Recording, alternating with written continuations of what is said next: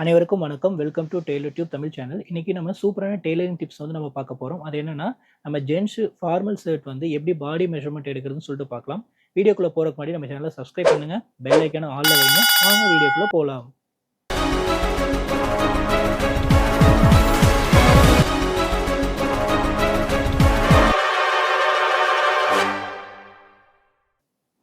இப்போ நம்ம ஃபார்மல் ஷர்ட்ஸுக்கு பாடி மெஷர்மெண்ட் எப்படி எடுக்கலாம்னு சொல்லிட்டு அப்பா எடுத்து காட்டுவார்.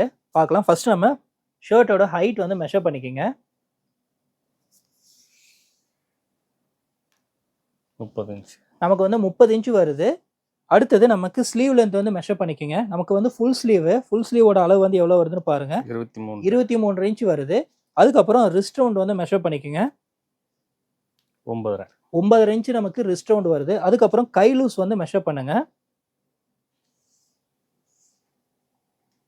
15.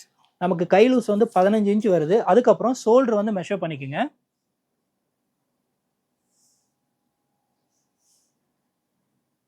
20 இன்ச். நமக்கு ஷோல்டர் வந்து 20 இன்ச் வருது. அதுக்கப்புறம் செஸ்ட் வந்து மெஷர் பண்ணுங்க. 44.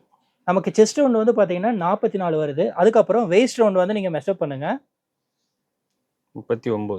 நமக்கு வெயிஸ்ட் ரவுண்ட் வந்து 39 இன்ச் வருது. அடுத்தது நெக் வந்து மெஷர் பண்ணிக்கலாம்.